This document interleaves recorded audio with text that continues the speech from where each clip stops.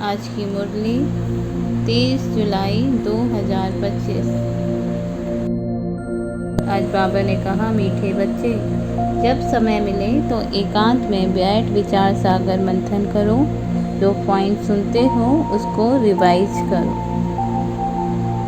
इसके लिए कई बार बाबा हमें बताते हैं कि बच्चे, ये ज्ञान घास है, जैसे गाय जुगाली करती है ऐसे ही तुम बच्चों को भी ये ज्ञान सुनकर दिन भर उगाड़ते रहना है, उसको रिवाइज करना है कि बाबा ने आज हमें क्या सुनाया और उसके ऊपर विचार सागर मंथन करना है।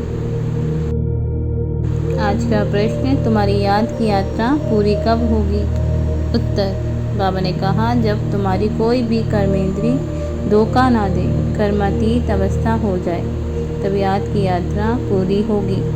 अभी तुमको पूरा पुरुषार्थ करना है, ना उम्मीद नहीं बनना है, सर्विस पर तत्पर रहना है। चित्र में भी दिखाया है कि आत्मा मालिक पर इन कर्मेंद्रियों को चला रही है।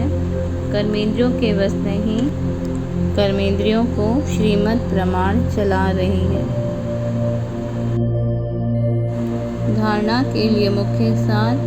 धारणा नंबर 1, सवेरे के समय आधा पौना घंटा बहुत प्यार व रुचि से पढ़ाई पढ़नी है। बाप की याद में रहना है। याद का ऐसा पुरुषार्थ हो जो सर्व कर्मेंद्रियां बस में हो जाएं। धारणा नंबर 2, सर्विस में दुख सुख मान अपमान गर्मी ठंडी सब कुछ सहन करना है।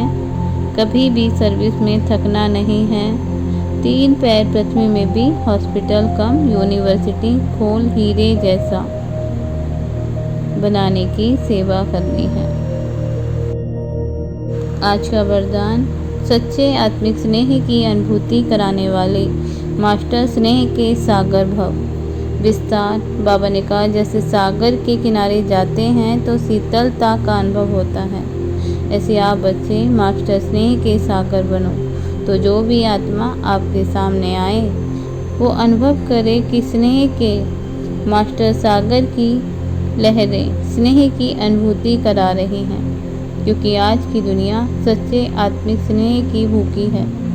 स्वार्थी स्नेह देख देख कर उस स्नेह से दिल उपराम हो गई है।